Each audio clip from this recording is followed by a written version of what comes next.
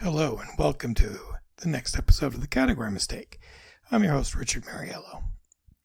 Last week, my episode on decisions, there was one decision I was trying to make, and I want to let you know that I decided not to go back to my teaching position. I decided after a lot of counsel that the fact that I have an addictive personality and I'm only going to teach this probably would have turned into a lot more.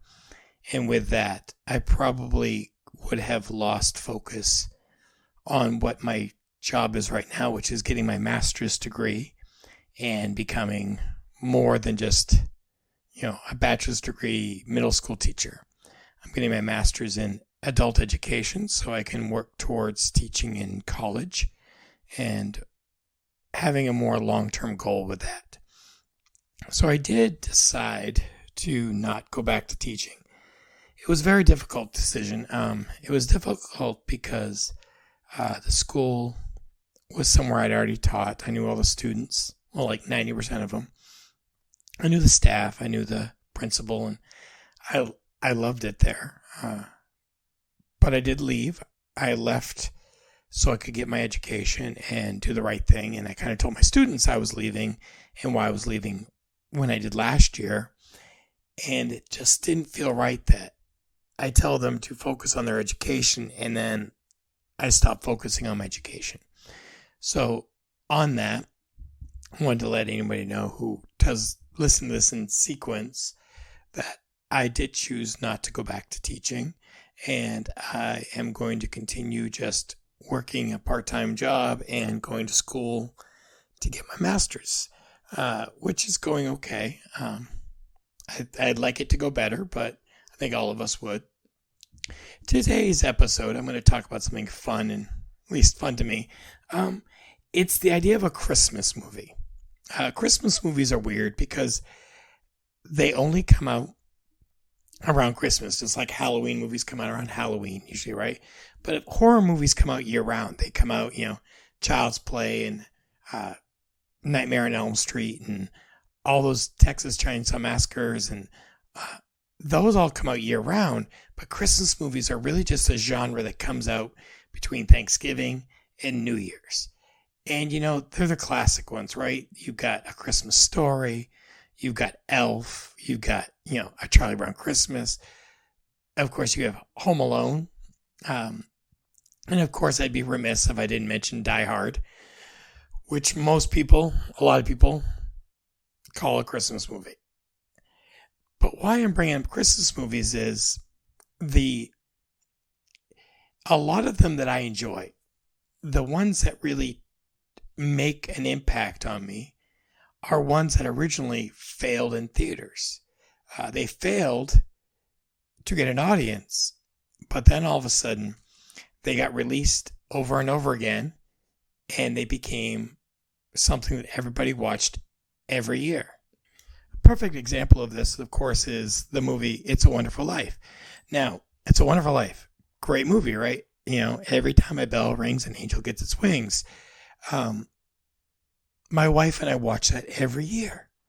We watch it every year since we've been married, since our first wedding anniversary. My wife had never seen it, and we watched it, and we love it, and we watch it every year. Now, when it came out, it didn't make a lot of money. It didn't get a lot of fame and fortune, but what it did get was it got copyright released. So TV stations didn't have to pay a lot to show it. So if you're at the Christmas season and you have, 3 hours to fill on a television network and you don't want to pay a lot of money, you show a Christmas movie. Well, a Christmas movie that, It's a Wonderful Life, it's easy. You play it every year. You play it multiple times and bam, you're good, right? You don't have to worry about paying a lot of royalties and you just show it. Well, if you do the same thing for 30 years and you show it every year, people grow up watching it, even if it's in the background while wrapping presents or having a family gathering and it's just on. You see little pieces of it and a little more, a little more, a little more. And then you're like, I want to watch this all the way through. And so you make a tradition. So every year, my wife and I, we make it a tradition. We always watch it. Heck, we even actually took a family trip to Seneca Falls, New York, where the movie was based off of. And we went to the It's a Wonderful Life Museum, and we spent time there, and we really enjoyed ourselves because it was a movie that made us feel good. There's a lot of movies like that for other people that are Christmas movies that didn't do so hot. A Christmas Story. A Christmas Story is played by TBS for 24 hours straight from Christmas Eve to Christmas Day every year. It wasn't a big hit when it came out, but the phrases from the movie people still use, like, it's fragile, it must be Italian, when he wings the leg lamp. Heck, I have a leg lamp. I even have a leg lamp ornament. My kids, every year, my adult children, to this day, will stay up. They'll all go to sleep in the same room Christmas Eve. All 8 of my kids, sometimes more. They'll all go to sleep in the same room, and they'll have that movie on all night on Christmas Eve, and they'll just watch it, and they'll enjoy it. And they have no idea that when it came out in theaters, no one watched it, because since they've grown up, that's the movie that's on every year. Now, before it was on every year, we actually had the DVD, and we'd play it, and then TBS started playing it every year, and now it's just something they do every year, and it's just continual. And if we don't do that tradition, they actually think it's a little weird. That's the fun thing about Christmas and movies and entertainment during Christmas. You only listen to songs, chestnuts roasting on an open fire, Christmas. And another thing, not just the movies, but Mariah Carey. We all know Mariah Carey. When we start hearing on the radio, it must be Christmas time. It's funny how this one holiday, created hundreds of years ago, has become so ingrained in our culture with entertainment. People go to the movies on Christmas. Movie companies release big movies at Christmas. Marvel's doing Spider-Man this year. You've had Star Wars out at Christmas time. You've had, other big blockbuster movies come out at Christmas time because now they say, well, kids are home for 2 weeks and we can make a lot of money. Great. But movie theaters have been open on Christmas for a long time. And it's because after a long day of doing presents and, family and everything else, sometimes people just want to have a break. They want to get away. They want to get into a world where they don't have to think about anything. And the movies do that. And that's what Christmas movies do for me. When I watch It's a Wonderful Life every year, usually on December 17th, which is my anniversary, and then like Christmas Eve while wrapping presents, I know every word to that movie, and I don't care. I know every sequence. I know where the commercial breaks are going to be. I know it all. And I still watch. I watch because it makes me feel good. Unlike scary movies, unlike Halloween movies, unlike, Independence Day, which is like a 4th of July sci-fi movie, Christmas movies make us feel good. And the two I've listed, Christmas Story and It's a Wonderful Life, are really about the underdog winning. Now, in Christmas Story, the underdog's, a 10-year-old kid who wants a BB gun and, you'll shoot your eye out, kid. The whole movie for 2 hours is you're going to shoot your eye out, kid. You can't have it. Drink your Ovaltine. You'll shoot your eye out. Santa's telling you the same. Everyone, shoot your eye out, kid. And then at the end, he gets his Red Ryder BB gun. And what does he do? He almost shoots his eye out. Now, the moral of the story is, if you want something and you wish for it, sometimes dreams come true. Family, love, compassion, the turkey gets eaten. They go out to Chinese food. And it's a happy ending to a story about a kid who just wanted something special. So, the little guy, he gets what he wants, right? He wins. Now, It's a Wonderful Life is a lot darker, a lot deeper, a lot more, je ne sais quoi.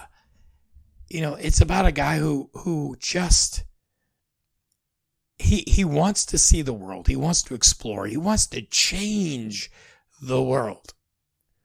That's all he wants. From the day we start watching him to to almost the end. He wants to go to Africa and the Maldives and everywhere else. And even when he's a teenager, he at the pharmacy, he's making ice cream and asks, his future wife, do you want coconut? And she's like, I don't like coconut. And he talks about how it comes from the Fiji Islands. And, don't you understand how awesome it is because it's not here? George Bailey just wants to get away. He wants to be something more. But we all know, as soon as a movie starts, he's not going to get away. George Bailey wants to take care of everybody. He falls in love. He has a couple kids. He takes over his father's business. He helps every person he can live a better life while sacrificing his own for the betterment of mankind. And then someone close to him loses something, and he takes the blame. He doesn't blame the person. He blames himself. It's his fault. He goes and he's ready to die. He's like, you know what? I have life insurance. I'm done. It will bail my family out. Maybe it's better if I wasn't here because I didn't accomplish anything. He did, of course. So he jumps and his guardian angel saves him and shows him what his life would be without, what the world would be without him. And at the end, he's like, I want to live. And he goes back and he realizes he has changed the world.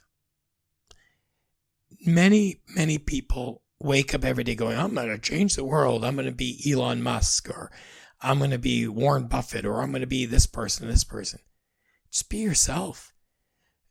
George Bailey, for the first hour and 20 minutes of the movie, wanted to be a Rockefeller. He wanted to take and be a giant of industry. He just needed to be George Bailey. He didn't need to be a super notable person in New York.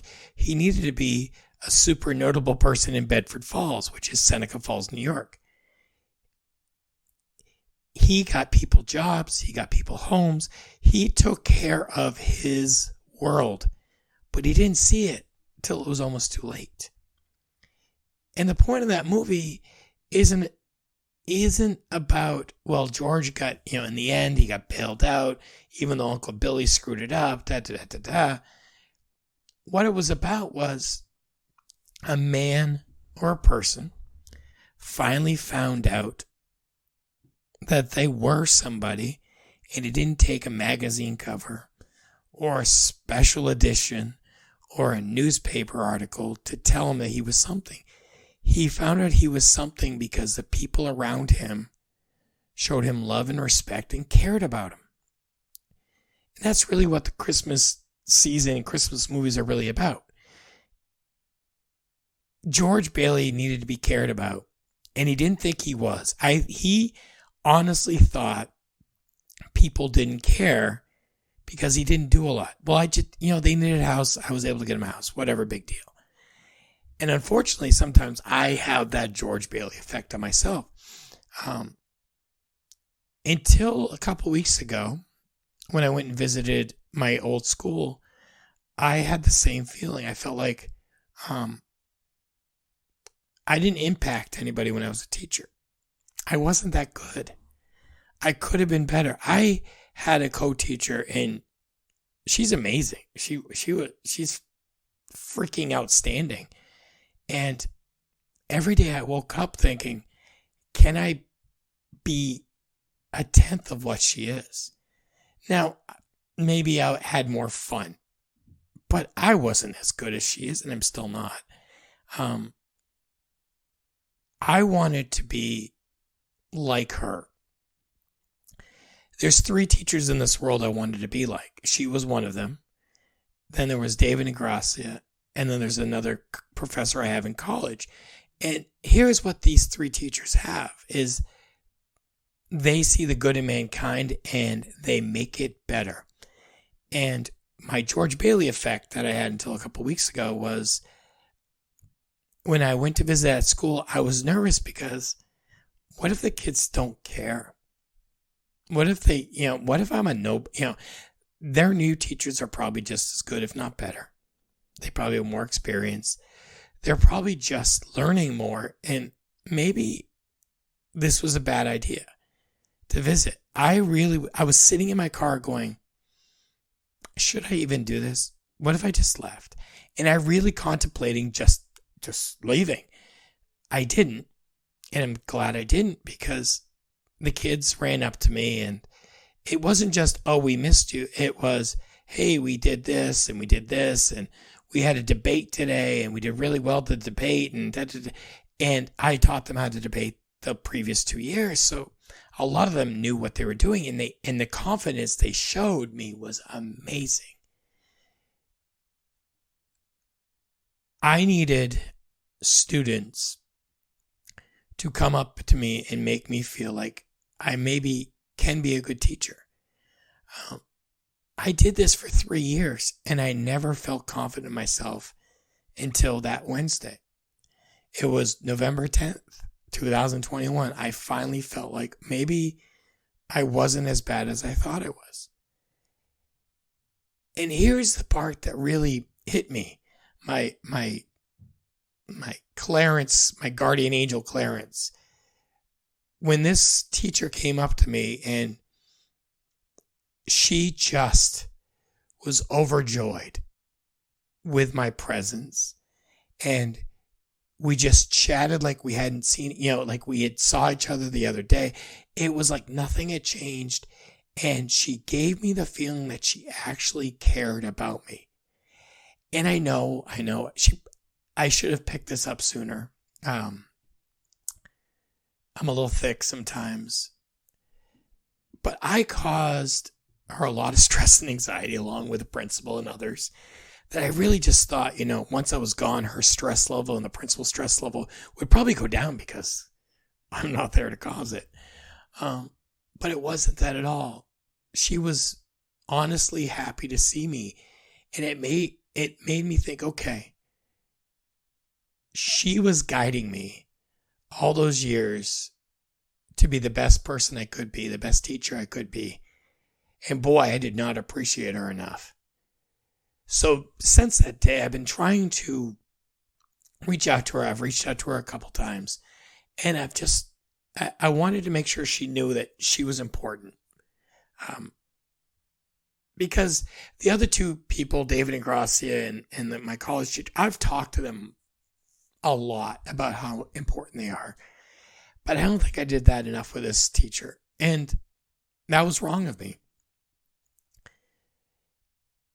Now, the last Christmas-y thing I'm going to talk about is this. When I watch Christmas movies, it's weird. I am actually a very emotional person. Some people who listen to this, they know this. Some people who listen to this are thinking I'm crazy, who know me. I always tear up at It's a Wonderful Life. Now, I've watched this movie probably 100 times. I tear up every time. Movies, It's a Wonderful Life, Home Alone.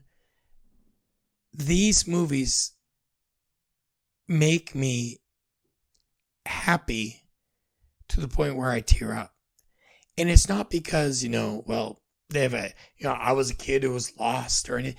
No, it's because movies like this, mostly during the holiday season, they give me hope for mankind.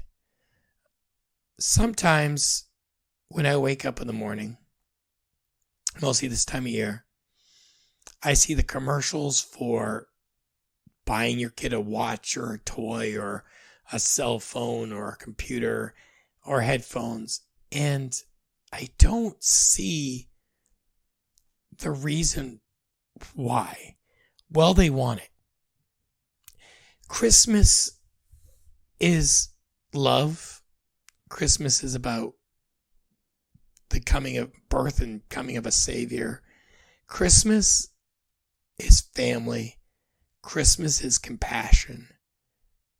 Christmas, the giving people do should be like the gifts that we gave to Jesus when he was born, not on December 25th, but when he was born, out of love and respect and out of full hearts. The whole, it's not about the, you don't have to give, you don't have to receive, you just have to give. It's in the giving. It's all that stuff. It's true. The joy is in the giving. I've said this before. I don't know what to ask for gifts. I don't know what to ask for myself. Because, let's be honest,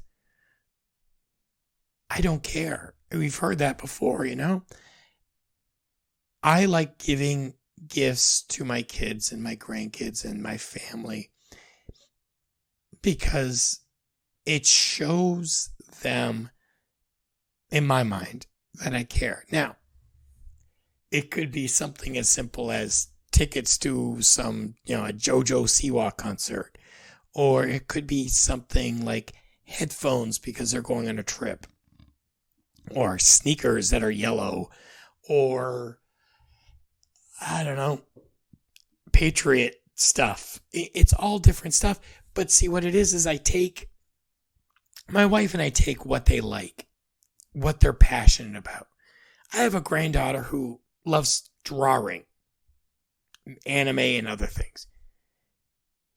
So we focus on, okay, how do we encourage that? Now, we don't get her $1 million drawing art kit. We get her something, a beginner art kit. Then the next year, we get her more. The next year, if she's still passionate for it, we get her more. And if the passion keeps growing, we keep growing with it. But if she wanes and she's like, I don't want to draw anymore, I'm not going to keep buying her stuff that she doesn't like. And that's what I do for Christmas. I give out of our heart and out of my mind. I don't just give money. I don't just give gift cards because, it's easier. I give things that actually have meaning. And here's how I connect it to movies like Home Alone and Elf even and a few others is Kevin didn't want anything for Christmas but to have his family back. That's what he wished for Christmas. That's it. Elf, he wanted people to believe in Santa so the sleigh could fly. That's it. It wasn't about, Kevin McAllister wanted a large screen TV with a jacuzzi. He wanted his family back. That's all I want every year, In 2011, I was away from my family for Christmas. And on that Christmas, all I could think about was, I never want to miss another Christmas with my family.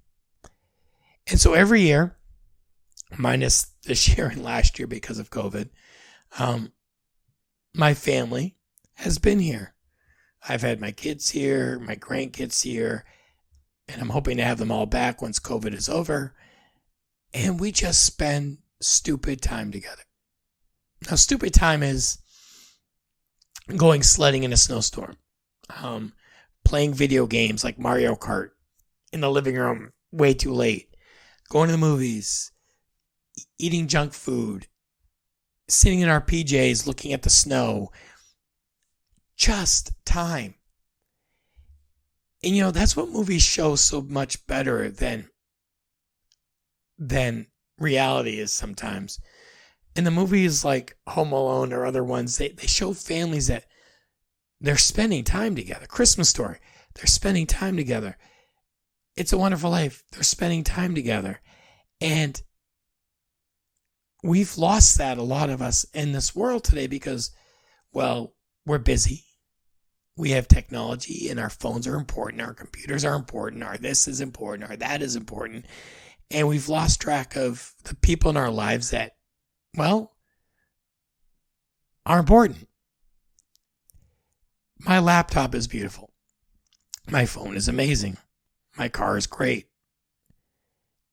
If I had a choice between seeing my granddaughter, my 2 grandsons, or my laptop for Christmas, my laptop would be out the window in about as quickly as I could open the window. Okay? If I had to choose between my cell phone and my grandkids and my kids for Christmas, there would be no choice. It'd be easy. And people are like, oh, well, everyone says that. If you know me, you know I mean it. I'm addicted. I'm an addictive type of person. And I'm addicted to my kids and my grandkids, which I've talked about. I've driven 12 hours plus overnight because of my kids. I have flown down to North Carolina and flown back up for one grandchild having surgery to the other grandchild being born without sleep because I felt like I had to be there. I would walk 1,000,000 miles, and I know it sounds so cliche, for my kids and grandkids. And it's not because, I'm weird. It's not because of whatever. And I think a lot of parents agree with me. When you have kids and when you have grandkids, you feel like, okay, my kids are better and will be better and can be better than I ever was. They have hopes and dreams that they can fulfill quicker and easier, hopefully, than I did. It took me 40 years to start working on my stuff before I got really serious. My grandkids have even a greater hope to be better than me and their parents. And I want to see that. I want to be part of it. And if that means I have to take some time off work or spend a little money on airline tickets. This summer, that's what we did. We spent money on airline tickets. We flew to see my grandchildren. We flew to see a couple of my kids. And I don't look at that money I spent as a bad thing. I think it was great. It was well worth my money, my time, and my effort. And I'm so happy that I did it. Because, like Kevin McAllister or George Bailey said, I want my family. I want to see my family. I want to be part of my family. I want to be there for my family. And my family is really important. Now, my family is not just my kids or my grandkids. My family are people in my church. My family are former teachers. My family is former people I worked with who is a teacher. Family to me are people who I would do anything for if they asked or even if they didn't ask. I have a friend of mine who's struggling with some stuff right now. A friend of ours passed away who we deployed with. And her mom's sick. I'm reaching out to her, trying to help her out. She's not related to me. But her and I have literally been through hell and back. And if I can buy a meal for her and her kids or ease the stress of one day for her, that's what you do for family. And that's what Christmas and these Christmas movies, I think, most of them are trying to show. It's not about the trees or the 39,000 lights or the Christmas dragon. It's not about the presents. It's not about the gadgets and doodads and all that stuff, which I love all of. It's about spending 10 minutes, 15 minutes playing games with your grandchild, or 10, 15 minutes talking to your kids about what they're doing in school and what are they going to do during Christmas break, or what is their favorite thing about JoJo Siwa or the Celtics or LeBron James. Or do they think, the Patriots are going to do well or not. I might not love JoJo Siwa. I might not love LeBron James. But if my kids do, I do. If my kids want to tell me about JoJo and how amazing she is, I'll be there to listen. And if my kids tell me that LeBron James is amazing and Space Jam 2 is better than Space Jam 1, I'll listen. I don't always have to agree, but I'll listen and I'll take an interest because that's what family does. So maybe today, tomorrow, for the next, 40 more years, hopefully, we should live our lives more like the families in Christmas movies, where we give our family the undivided attention that they need and that they show. Be more like Kevin McAllister's mom. Be more like Kevin McAllister's dad and brothers and everyone else. Be like Kevin McAllister. All you want for Christmas is your family back.